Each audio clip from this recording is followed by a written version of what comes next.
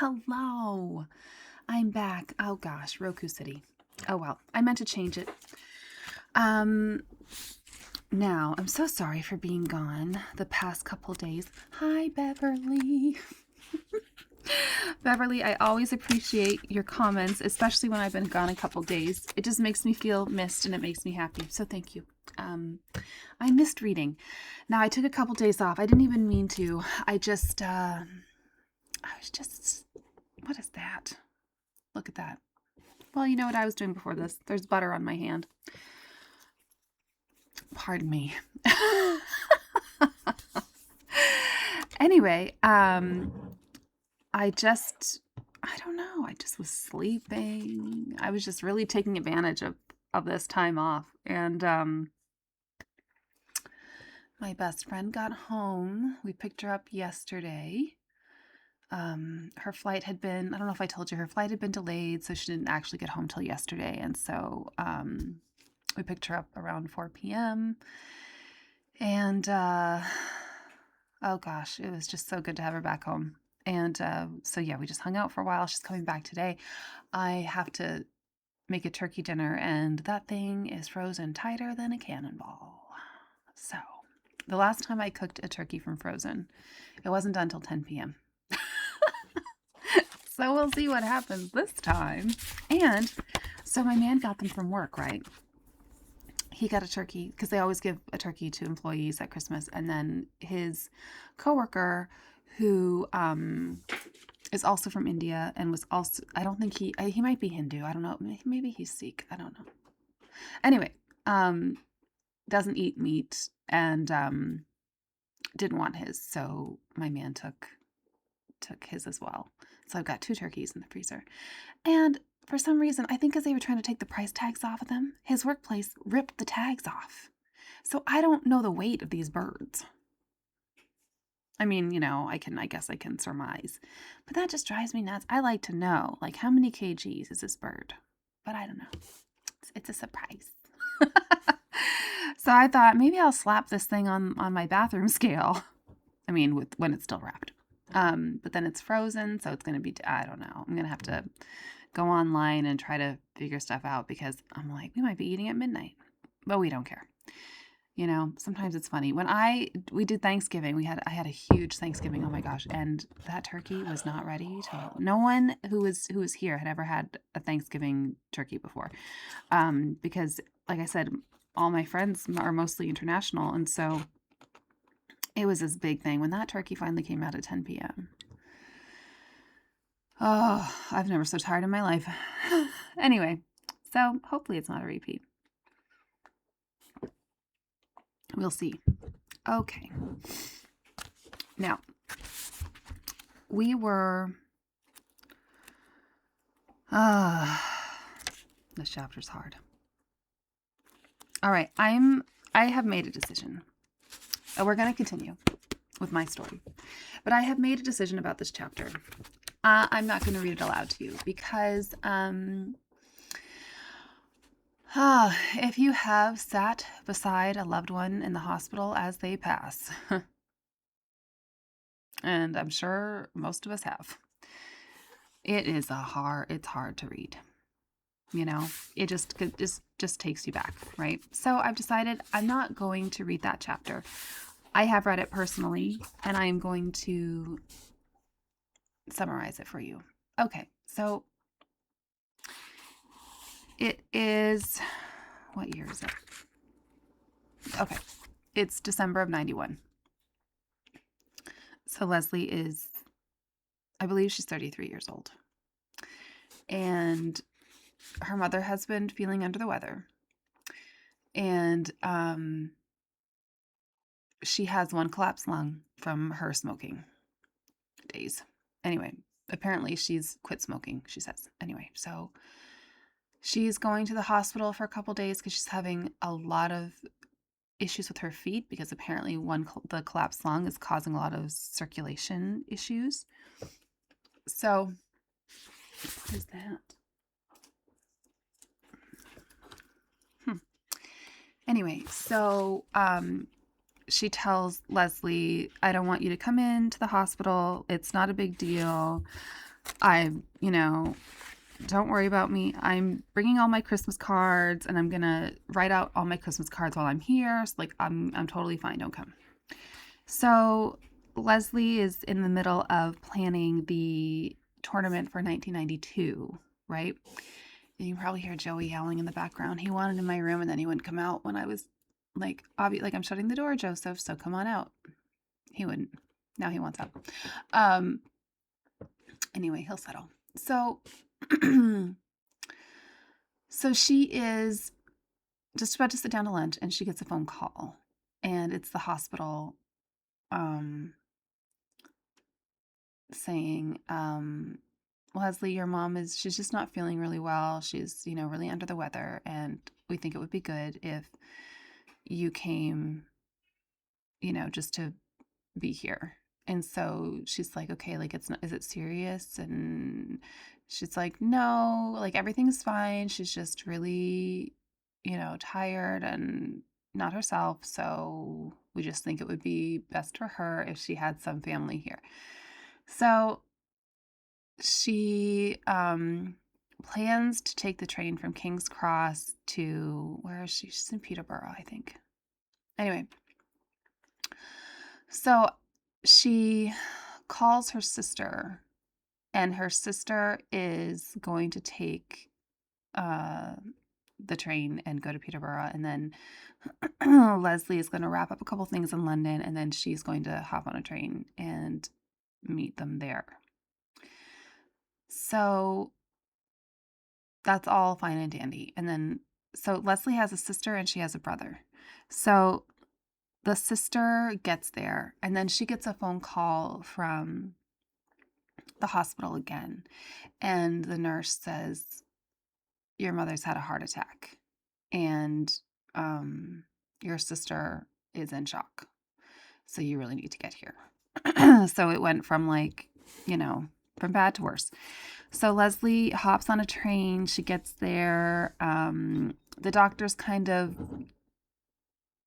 a little wishy-washy with what he's saying. He's trying to give hope, and she kind of is really straightforward with him, and kind of gets mad at him and like demands that he just tell her the straight facts. And so he says, okay, well, the straight truth is that she's being kept alive by ventilators and, this and that and the other. And so as the eldest, Leslie is the one who has to decide. And then she recalls this conversation where her mother said to her, if I am ever a burden to myself or a burden to others, if I can't look after myself, like, please just overdose me on sleeping pills or pull the plug, whichever comes first. And so Leslie says that at that moment, she was like, oh, yeah, sure, whatever, Mom. Like, don't talk about it. Like, everything's fine. Anyway, but now she's remembering. And so because she's the eldest, she's the one who has to decide to take her off of the, off of life support, basically.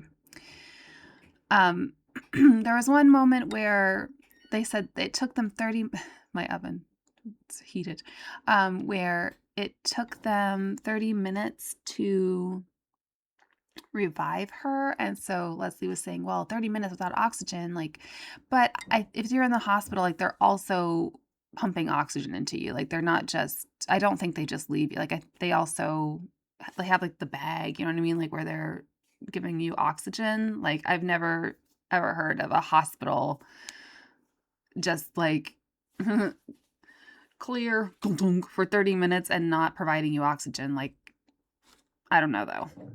Okay. That was one moment where I was like, what? That's kind of crazy. What else? Okay, so she's made all the calls to like all the family and close friends, and so people are like starting to file through and, say their goodbyes and all that. So she and her brother and her sister are there and they're, praying with her. They're telling her like it's okay to go, it's okay to let go, like, God's going to meet you, Grandma and Grandpa are going to meet you, and someday we're going to meet you, all the things that you say. I'm getting emotional now because, it's the things you say. Anyway, so she does go. She does pass. And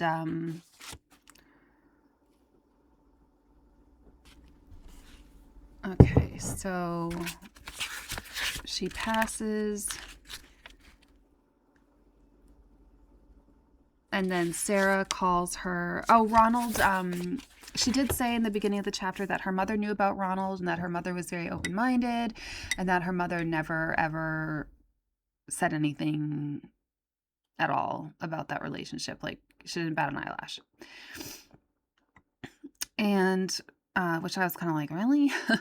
And then, so Ronald, she calls him as she's leaving London to say about her mother having a heart attack. And, Ronald says, okay, you just tell me what you need and I'm here for you, whatever you need. And so he plans the funeral and takes care of all the arrangements. And Sarah calls and is very kind to her and is very supportive of her. And then I just kind of talked about, how sad, and I felt so bad for Leslie because she's 33 and she's obviously very wayward, and she doesn't have a father and now she doesn't have a mother. And that's terribly, terribly young, in my opinion. I mean, I know that there are people who are much younger to lose their parents. So, I mean, a person who was, 16 who lost their parents would say, well, yeah, I would have liked to be 33 because at least you're a grown person. But, Leslie to me seems younger than 33. Although I did read this before and then anyway, I had to pause and all this stuff happened. So anyway, although I said like at 32, like I was kind of an idiot when I look back. And I was saying like it is possible to come out of a marriage and be terribly naive. I divorced when I was 29. And I mean, I was so naive. I didn't know anything. I came from a very, very religious background. And my husband was my first boyfriend. And I didn't know anything. I didn't know what a booty call was. You know what I mean? Like, I had no idea that if a man texted me at like 11 p.m., 12 p.m., 1 a.m. in the morning, 12 a.m., not 12 p.m. I had no idea that was a booty call. Like, I didn't know anything. So it is possible to have been married and to be in your 30s and to be terribly, terribly naive. Like you don't know till you know. You don't know till you've experienced it, right? So I was trying to cut her some slack. I mean, although I don't think she lived like quite as the kind of life that I lived, but it can happen, because man, I was a moron right up until I was 35. I didn't know a thing. Ugh. Yeah, I think it probably was. It probably was 35. That it took that many years for me to get over the trauma of my divorce. Because, when you come from a very, very religious background, like when my husband and I divorced, I didn't just lose that marriage, which if I'm perfectly honest, it was my choice to leave for a plethora of reasons. But, I got married when I was 21. He was my first boyfriend. And when I left that marriage, I lost my entire community because, my entire community was my religious community. And so I lost everyone. And so I just remember like, oh my gosh, I was so lonely. And my parents, don't live in the country I live in. And so, oh my word, it was so, so lonely. And I just remember every Sunday, because I was used to being in church every single Sunday. And now I couldn't go. I mean, like I could go, but it was really uncomfortable. So I didn't. And, yeah. Anyway, and I just remember like I'd be fine, I'd be okay all week because I'd be busy working and I had, children, and it was just a wild ride. Like it was, I don't know how we made it through those years, but Anyway, then Sunday would roll around and I would be so lonely. I would be just devastated. Anyway, I don't know where I was going with that. All that to say, you can be terribly naive at 33, at 32, when you've been married. So, I mean, I don't think she had the kind of life that I had, but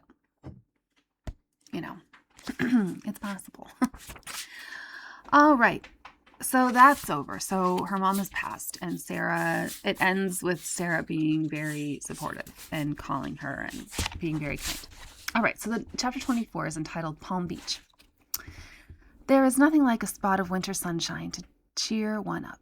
So when the Duchess of York asked me if I would like to accompany her to Florida in the middle of that cold, gloomy January in 1992, I didn't have to think twice before accepting. It would be a short 4-day visit to Palm Beach, Thursday to Sunday, 16 to 19 January. But it sounds like fun. You can be my lady-in-waiting again. How would you like that? Oh, yes, I said. Count me in. Sarah paused, then rather more deliberately, she said, I do want you to come, but you must understand, you've really got to be with Dads this time. What does she mean? Like sexually? Oh? This was the one irritant I could do without, the pressure from both of them to get me to restart our affair. We would be together under one roof again, staying at the mansion of a banking tycoon named Robert Foman, who was a friend of Stephen Wyatt's and his wife, Louis. Was it really such a good idea? But I was desperately low that Christmas after the traumatic death of my dear mother. Ronald had tried to console me and had been very supportive. His help with the funeral arrangements enabled him to do what he did best, organizing people, cars, timetables. The only argument came after the funeral, when he wanted to drive me back with him in his car to London. Ronald, please, I have to be with my brother and sister, don't you see? Grudgingly, he acceded and drove off alone. Now I thought, yes, I'll go. I could do with a change. I had been looking very pale, and the sunshine would bring color to my cheeks. I could fly out to Aspen for Christmas and go on to Florida afterwards. Like her father, Sarah was also very sweet, understanding the grief of my loss, and was delighted when I agreed. When you come to Palm Beach, we'll have lots of cuddles, and if you want to talk about your mother, you can. You have all my love. Keep your chin up. Our party consisted of Jane Ambler, her bodyguard, Chief Inspector John Askew, plus another protection officer, Major Ronald Ferguson, and myself, proudly listed on the official itinerary as lady-in-waiting. In the days before I flew off to Aspen, I found myself prey to a feeling of growing unease. Ronald had obviously asked Sarah to invite me. He seemed, if anything, to be more possessive than ever, constantly asking me about other men in my life. Is there anyone on the horizon? Then the gruff voice would scold itself, saying, never mind, it's just old Mr. Reliable here. If he wasn't married, I wouldn't mind. The pressure was amounting almost to emotional blackmail, and the messages on my answer phone grew ever more harassing. I have always accepted that sometime in the future I will have to take second place and will be put through a horrific test of character, which I dread. I pray that we will be able to go away somewhere without looking over our shoulders. You have been adamant to keep your private life to yourself, but you have been very unkind and cruel, as you cannot imagine how it has affected me. Remember, I am so in love with you and so desperately need you. I agonized for days. Sarah, if anything, grew more insistent. You must come, she said fiercely. Oddly enough, Ronald voiced his concern that I might be drawn into becoming a general dog's body for his daughter's notorious whims. There had been some initial doubt whether Jane Ambler would actually go on the trip, as she was on the point of retiring from her post. I was asked if I would be happy to do her work as well. I didn't mind, but Ronald did. It's fine if you're a lady-in-waiting, but that's different from being a secretary. I never want you to be a servant to Sarah. Once a servant, never a friend, he growled. In the end, Sarah persuaded Jane to have one more fling on the royal bandwagon, and she came along. I was more concerned with being a virtual prisoner with Ronald as my keeper. Before heading off for the snows of Colorado, I cornered Sarah one afternoon in the lounge at Sunning Hill Park. Look, I really am tired. I gave it to her straight. Don't you think it's really foolish of you to condone your father taking me with him like this to Florida? She tossed her thick red hair in annoyance. You're not going with him, she said. You're going with me as my lady-in-waiting. It's official, so what can anyone say? For the 100th time, I thought, why, oh why, Ronald, can't you and I just be good friends? Aloud, I said, "But supposing the press get a whiff of it, wouldn't they have a field day revealing how the Duchess of York always wants to take his father's mistress with her on trips abroad? Can you imagine the headlines?" "Relax," said Sarah. "It won't happen."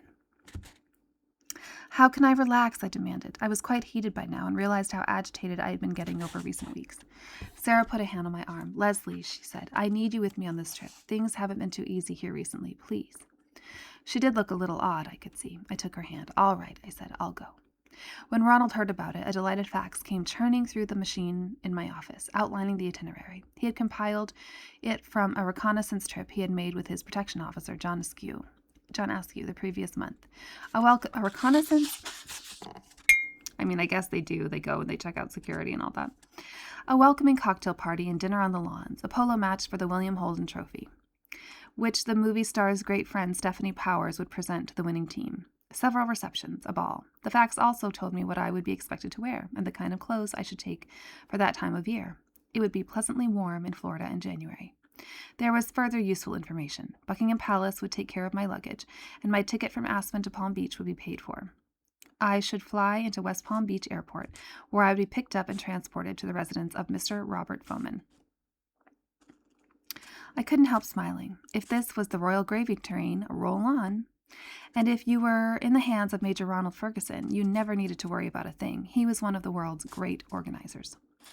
Who else would know how to phone me in the first-class lounge at Los Angeles Airport at the precise time I was nursing a glass of champagne in the stopover between Aspen and West Palm Beach to break the news? "There is something I should tell you, Leslie. They've run out of bedrooms at the house in Palm Beach, and we're going to have to share a room." I was furious, and he knew it, but it was too late to turn back. Yeah, I'm sure they ran out of room.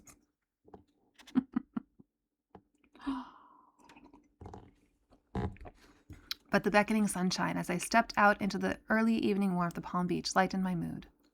And when I looked out the windows of the stretch limousine and glimpsed the sumptuous mansion where we were to stay, I couldn't help feeling a great lift in my spirits. I thought she was going to say, I couldn't help but wonder if they really ran out of room.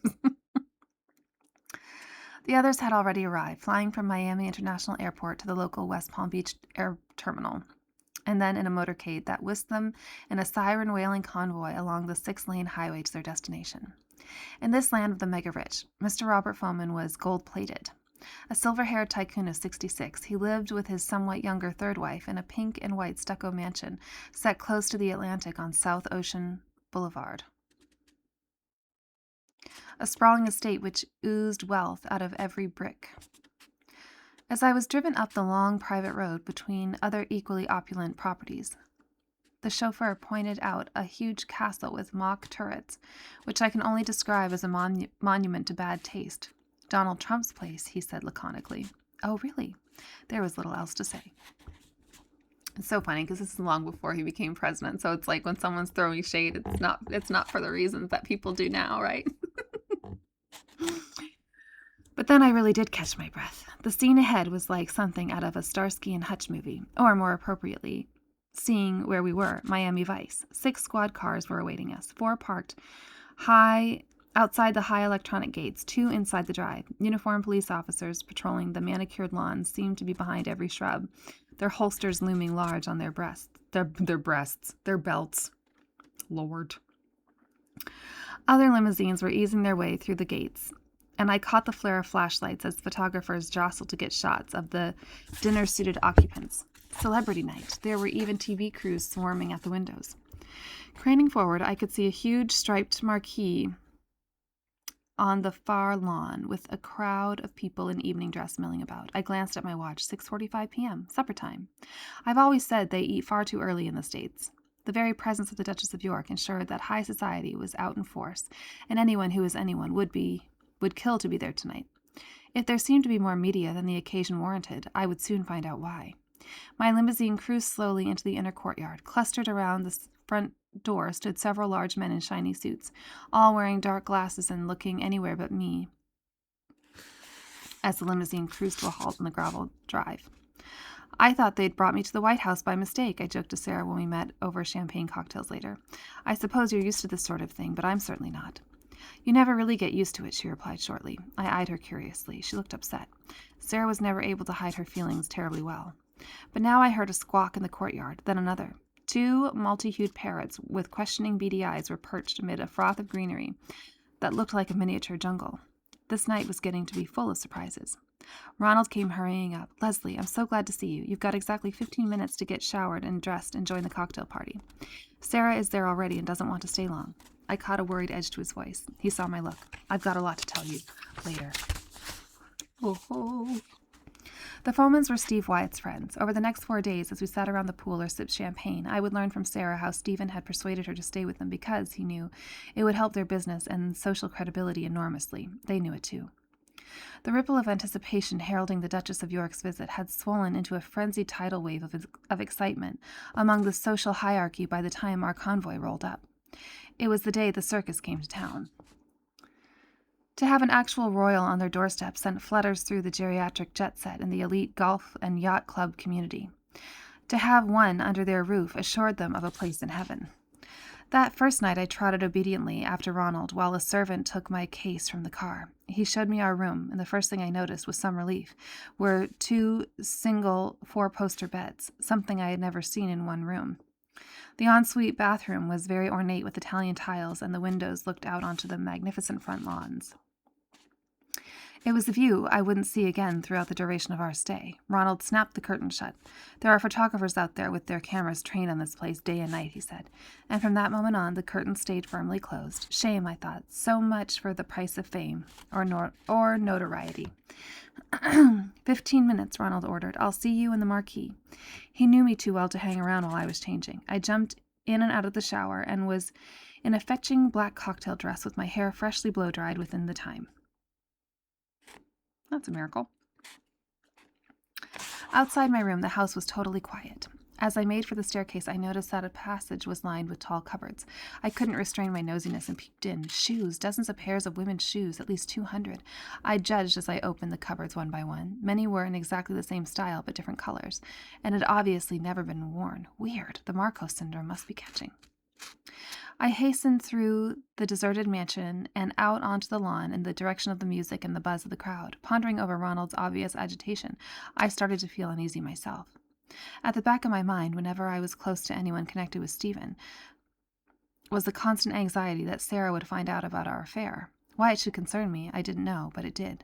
I had learned to live with it, so why shouldn't she? But I just didn't want any more unpleasantness in the growing turbulence of her marriage problems. There was a hurricane brewing, and I was in the eye of it.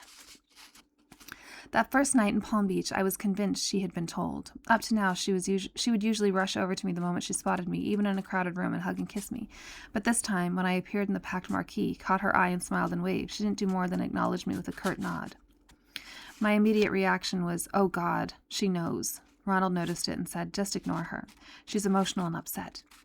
Proof of just how emotional and upset came later, when the 4 of us returned to the private beach house, which was reached through a 30-foot underground tunnel. On the patio, Sarah suddenly turned on her father. Apparently, he had earlier unwittingly left her alone for a few moments to talk to a group of local socialites. Sarah's volatile red-headed temper snapped. "Don't you ever do that to me again," she practically screamed in front of Jane and myself. "You just can't do that, leaving me talking to people I don't even know. You've got to protect me." And then she turned and marched off into her room, slamming the door behind her. Ronald was shaken by the tirade, even though it wasn't the first time he had had a tongue lashing from his daughter, and I suspected it wouldn't be the last. "I should be used to it by now," he said to me later. "She gets these moods. I just let her get over it." As usual in these circumstances, he went very quiet, his shoulders sagging, looking for all the world like a small boy who had just ticked off his mother. The complex intensity of their relationship was such that any ripple on the water would cause Ronald grief and agitation beyond all reason. He lived his daughter's emotions from day to day, which was why, as the thunder clouds gathered over the marriage, his attitude to Andrew actually hardened. "But why is she so upset?" I was baffled. "She should be in her element here." Ronald took me by the elbow and guided me into a corner away from any eavesdroppers. In a low voice, he said, "Just before we flew out, they found some photographs in Steve Wyatt's flat."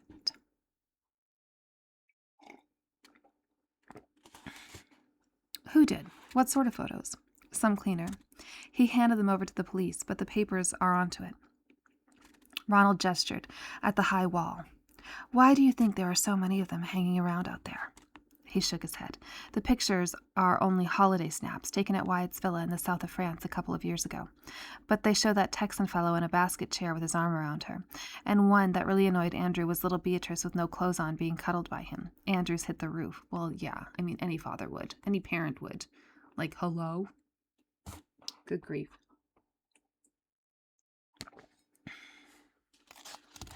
Oh, I said. No wonder Sarah looked so drawn. Why was he so angry if they're only holiday snaps? He thinks they're having an affair, said Ronald. Oh, I said again. Has Sarah been a silly girl? I'm afraid so, said the Major. A very silly girl. Oh, goodness. What time is it?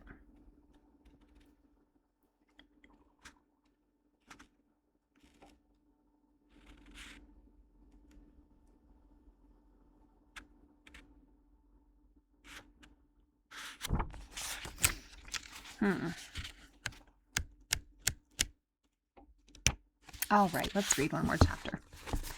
Chapter 25, Flannel Night. When those holiday photographs were finally published 3 months later in March by Paris Match, the papers would go to town. Under headlines like Fergie Dude and Nude Bee, they proclaimed, "This is the holiday snap that finally wrecked Andy's marriage." But in those sun-filled days in Florida, what was going on seemed to me more like a damage limitation exercise. Of course, it was a stain on the marriage and on the monarchy as a whole to face the potential scandal threatening the future of the Queen's favorite son, even if it would seem like a mild shower compared to the storm that would be unleashed with the later infamous toe-kissing pictures of a topless Sarah with Stephen's successor, the frightful John Bryan. Having been away from the hothouse of intrigue that was South York for a few precious weeks in the cooling snows of Colorado, I was unaware of the considerable concern those photos and Sarah's imprudence were causing in royal circles. Major Ferguson was swift to enlighten me on that first night. Sarah had gone to bed. Jane was in a neighboring room, and the bodyguard slept within earshot close by in a separate lodge. When I opened the door to our bedroom, soon after midnight, tired and desperately ready for bed, I found a red rose on my pillow. The last of the limousines had disappeared up the drive, and the electronic gates were shut on the outside world. Ronald followed me in. "Thank you for my rose," I kissed him on the cheek, but slid away when he wanted to take it further. "Won't you give me a cuddle?" he asked, the gingery eyebrows raised hopefully. "You know, I didn't want to share a room with you," I said, controlling my exasperation, "and I'm exhausted. It's been a very long day." Ronald accepted it. Instead, he sat on his bed and heaved a sigh. "Leslie, things are coming to a head now. They've really done it this time, those two." "Surely it will blow over," I said. "It's news today, but tomorrow." The huge grizzled head shook in anguish. "Not this time. Those photos. I don't think much can be done to stop the rippling effect. It's already begun." "Go to sleep," I said quietly. "It will all work out, one way or another." I awoke to the sound of squeaking from the floor. I opened one sleepy eye and focused on the table by my bed. My watch said 7:30 a.m. The squeaking sound came from the end of the bed. I sat up, and there was Ronald, crouched on his knees in his pajamas, doing his early morning exercises with a small wheel with handles on either side, pushing it backwards and forwards on the carpet. Squeak, squeak.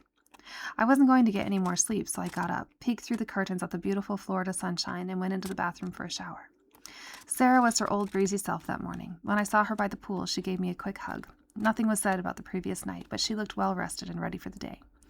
And for the bush press, as she called her tabloid persecutors, and the paparazzi, we all knew would eagerly be focusing their long lenses on anything that moved within the walls of the Foman residence. That day, high drama.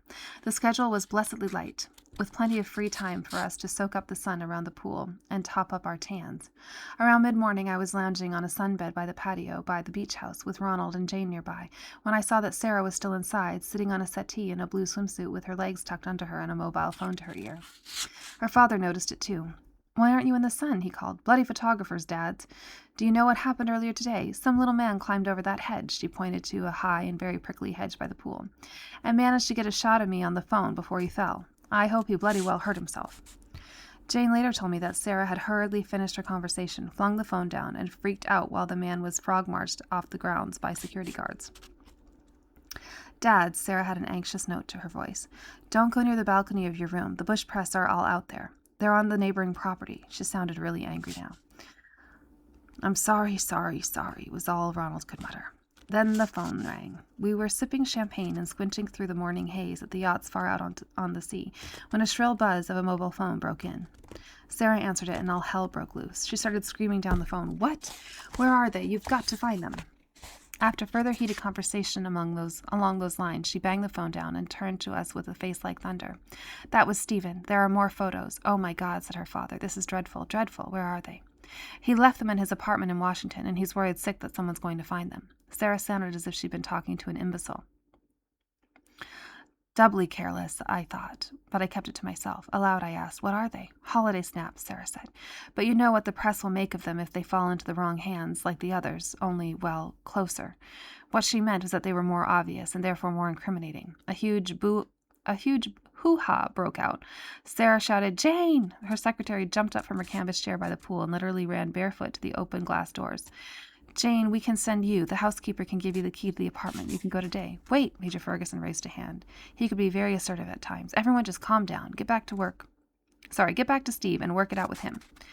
Sarah, normally so dominant over her father, acquiesced at once. She spent the rest of the morning on the phone, and by lunchtime the crisis was over. A trusted friend, I never found out who, was dispatched to dig out the photos and presumably destroy them. As for Ronald and me, we settled for the bay shrimps. The afternoon dragged. Unable to sunbathe, Sarah spent the hours flicking restlessly through glossy magazines, occasionally asking me if I liked this or that outfit she'd spotted, then ripping the page out and ordering her secretary, "Jane, ring him up and order this one, straight away, will you?" Which royal command Jane dutifully obeyed, knowing that most of the designers had Sarah's measurements on file. She disappeared into the bedroom for half an hour, speaking to Stephen, I heard later, and emerged a different woman, lively, laughing. The clouds lifted. "Dads, he's wild. He's absolutely wild," she exclaimed, pirouetting towards the champagne bucket. I looked at Ronald with a questioning glance. He leaned across. "She means wild in bed," he muttered. The final act of betrayal with John Bryan and the toe-kissing shots from the south of France had yet to come. But unknown to any of us, the seeds had already been sown, and the game, if you'll forgive the pun, was afoot, unfolding like some Shakespearean drama or tragedy. Next day, we had our first official engagement, with Sarah visiting the Connors Nursery for drug addicted and AIDS. In the car on the way to the clinic, Ronald quietly advised her that this was a chance to improve her public relations standing, and that she should ensure that she had as many photographs as possible taken of her holding the children, pictures we all knew would go around the world.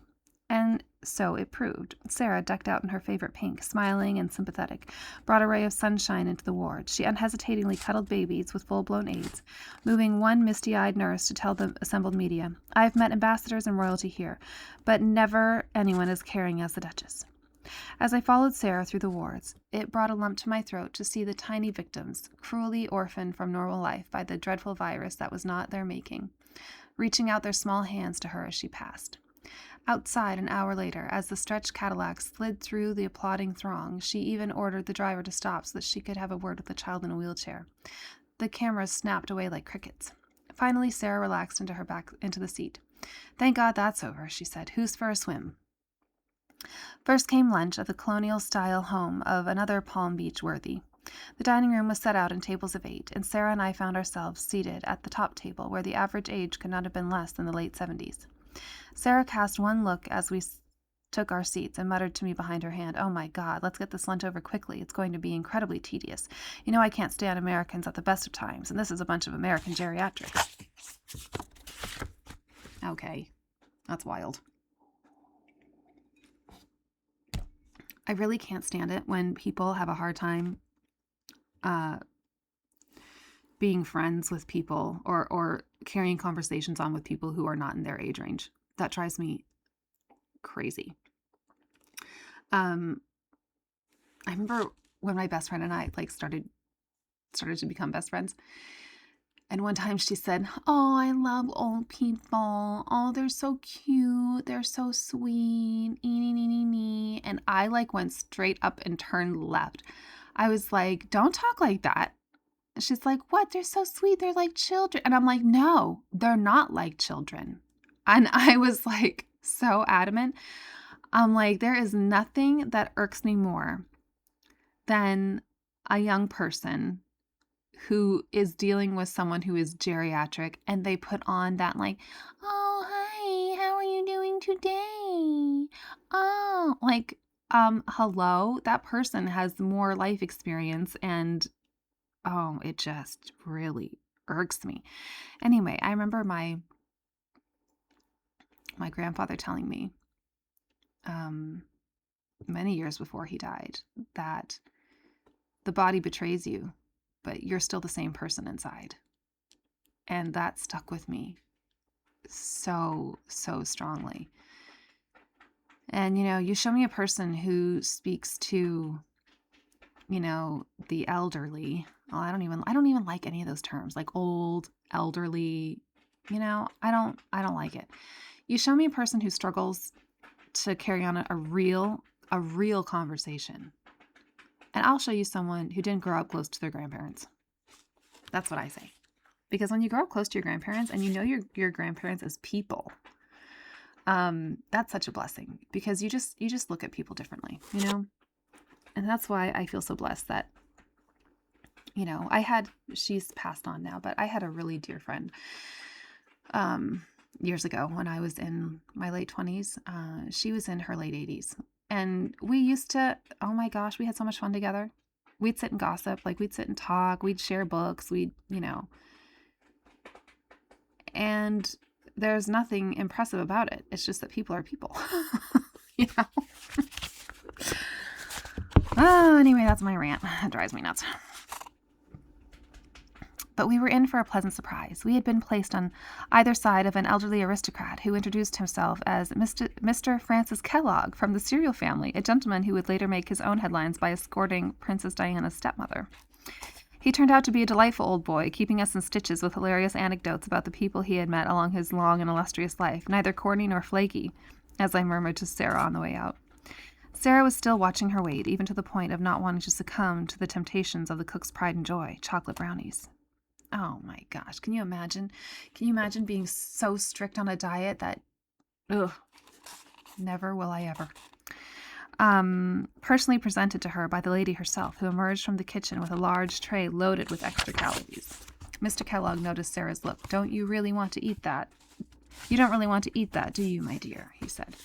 Can I slip it on your plate? Asked Sarah gratefully. Of course you can, my dear.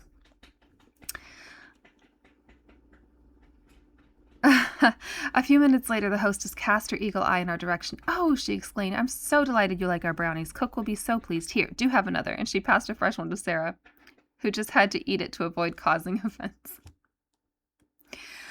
Oh, goodness. That afternoon we went shopping. The Duchess of York was due to host a small but select barbecue at her beach house that evening for the Canadian Prime Minister, Brian Mulroney, and his wife, Mila, who were holidaying in Florida. She needed shampoo and hair conditioner from a pharmacist. In addition, she decided to wear a short dress, which meant I had to find a new one for myself, as my wardrobe was exhausted. Ronald and I were duly dispatched into town. Also, I want you to get Cindy doll and Cabbage Patch outfits for Bee and Jeannie, she called as we set off. It was the weirdest shopping trip I'd ever embarked on. Somehow word got spread through the grapevine, and every salon not only knew we were coming, but actually had dresses waiting for us in my size. I could only imagine that Jane Ambler had mentioned our foray to Mrs. Lewis Foman, after which the phone started buzzing. Glasses of champagne were offered to us in 3 of the boutiques and were gratefully received. Honestly, I've never heard so much champagne swigging in my whole life. They've been drinking champagne since morning. And the major was repeatedly asked for his autograph. A little birdie told us, one blue-rinsed assistant whispered to me. What a spree! We returned in triumph to the beach house with bulging shopping bags. That night we were on our best behavior for the Mulroneys, a delightful couple who reflected the pleasant informality at which the Canadians excel. Do we? On that last night, amid the megabucks and high society hype, we were treated to a wonderful farewell dinner at the Everglades Country Club, with mountains of food that no one could hope to get through in a month of Sundays. This was a venue that caused some outcry in the press, with allegations that the club discriminated against blacks and Jews. Oh dear, none of us, least of all Sarah, had any idea whatsoever of possible racial impropriety when we went there. We were simply responding to yet another example of good old Southern hospitality, and that's a fact.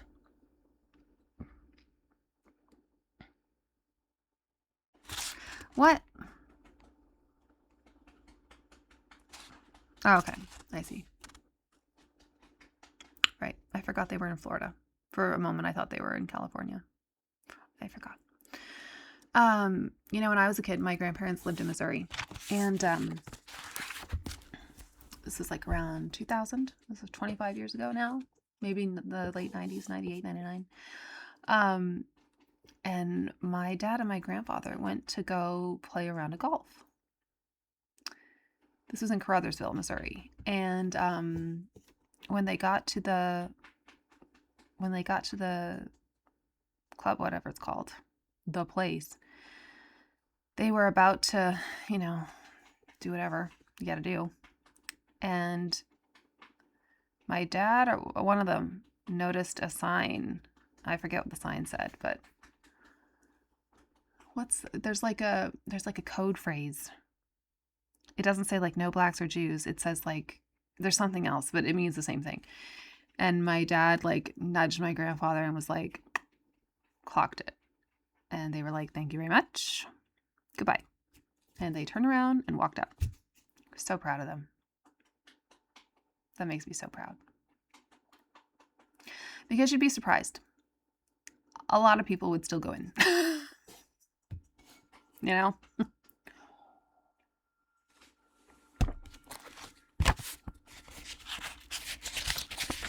Okay.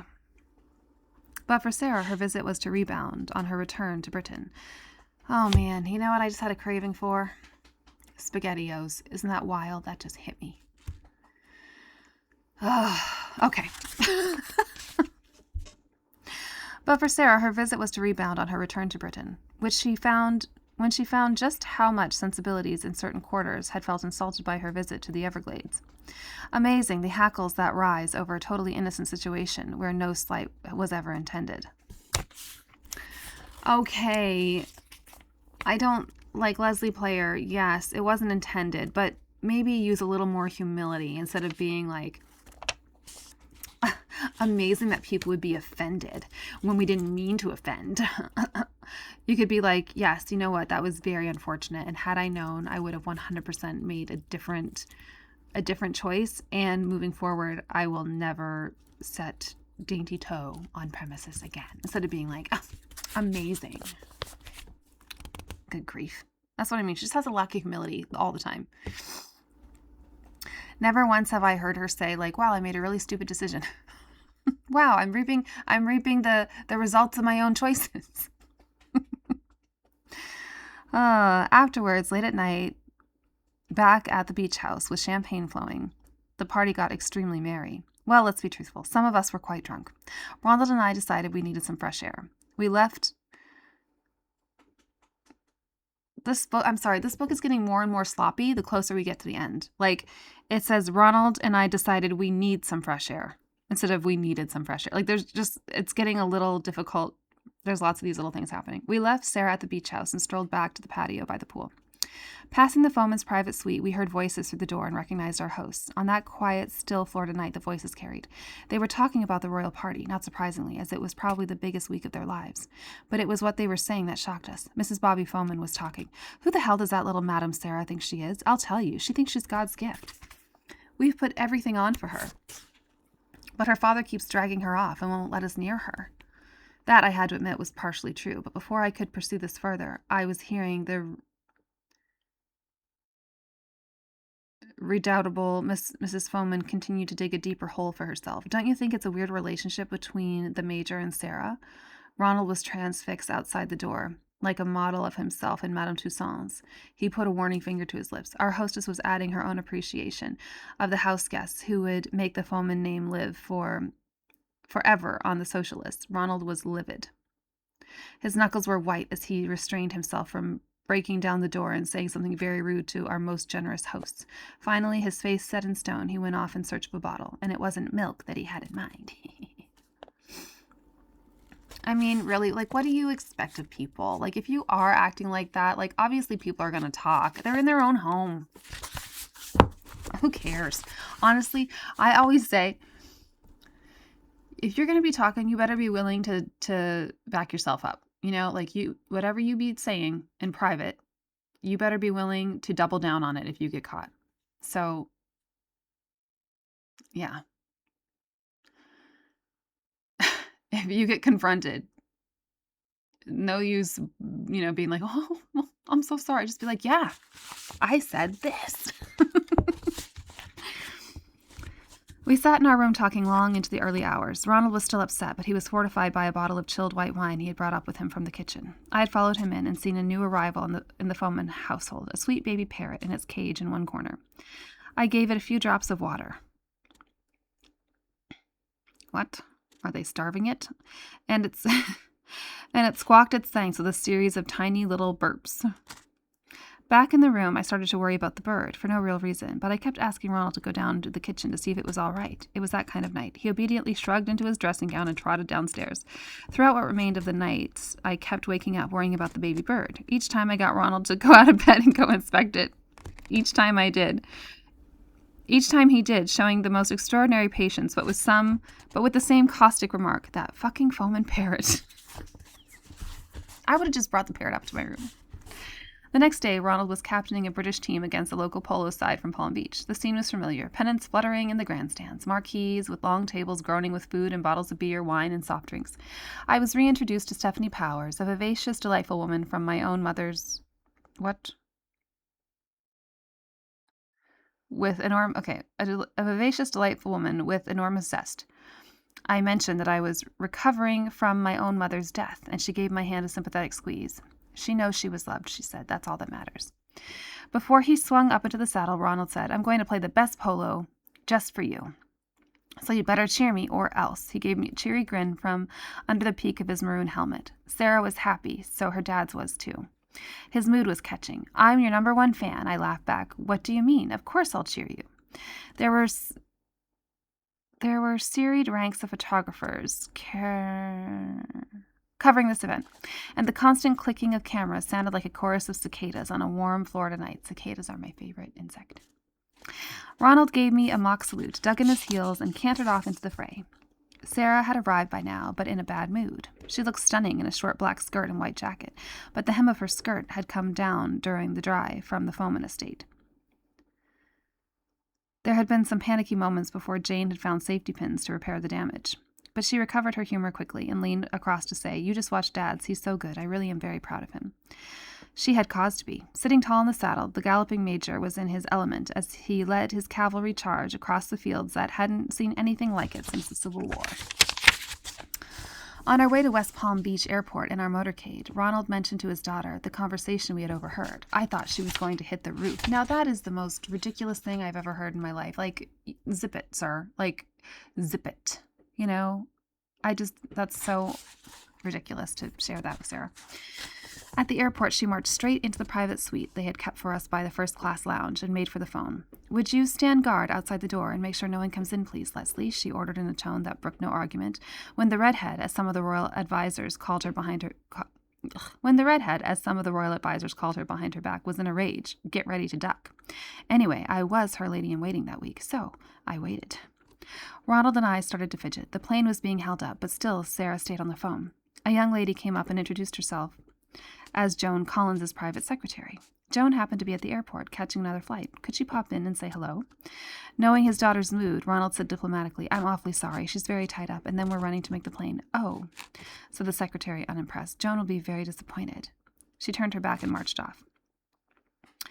Ronald glanced at his watch, frowning. Then he tapped gently on the door and put his head round. Sarah, I heard her voice screech like a banshee. Get out! Her father hurriedly closed the door again and looked at me with a hopeless shrug. What could he do? When Sarah was in one of her moods, as I had seen, she was impossible. Finally, the door of the VIP room opened. Holding her head high, but looking pale and biting her lips, Sarah emerged. Ronald hastened over, put an arm over her shoulders, and then, to our consternation and embarrassment, she burst into tears.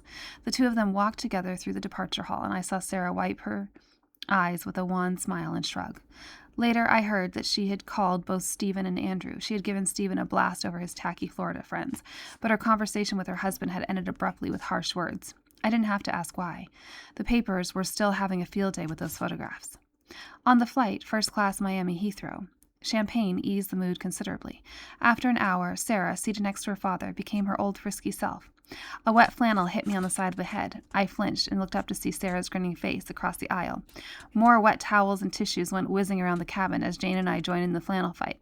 Suddenly, peanuts were raining around us like hailstones as the Duchess of York got into her stride. Other passengers ducked instinctively or buried themselves under newspapers and tried to ignore the fracas. The stewardesses took it all with indulgent smiles, poor things. What could they say of the Queen's daughter-in-law? But I wonder what would have happened to ordinary passengers. Then Sarah pulled a sick bag over her head and started making telephone noises into it. We shrieked with laughter like silly schoolgirls. It seemed the funniest thing ever. Well, they're drunk. They're drunk. But finally, the burly form of Inspector John Askew appeared at Ronald's elbow. He bent down and murmured something in his ear. The major frowned, nodded, and called a sharp halt to the frivolity. That's enough now. The sharp-eyed bodyguard had noticed a passenger 2 rows back making notes, and sure enough, it turned out to be a member of the Bush Press, and the story would duly appear in the tabloids the next day. Back in wintry Berkshire, we learned that Stephen had been on the line to Florida within minutes of Sarah's furious call. I don't know what he said, but I do know that the phone was ringing at Sunninghill Park that night, and a female voice was whinging down the line. "We're so sorry. There's been a terrible misunderstanding. We didn't really say anything like that." That was according to Ronald, who told me all about it with grim satisfaction. Sarah was at her iciest, and when she wanted to, she could sink the Titanic. "Excuse me," she said coldly, "but it was my father who heard it all." That was the one high society name wiped off the York's Christmas card list. I could almost hear the wailing from South Fork. But for me, it entailed an unpleasant postscript, something I had dreaded all along. During that exchange of words, Stephen must have told Sarah about us. It was the last trip I ever made with her. Indeed, it would be her last official visit abroad before her separation. Why else would Sarah shortly turn her back on me, refuse to answer my letters or take my phone calls, and begin to chill me out, the way she in turn would be chilled out by the royal family a few months later?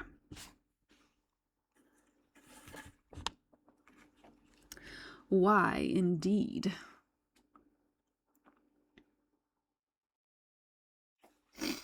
Okay, well, we're going to have to stop there for the day. I forgot I'm supposed to move my car by 11:30. Oh, all right. Well, I will see you very soon. Thank you so much for joining me, and please meet me in the comments, and we'll be back probably tomorrow. Okay, see you soon. Bye.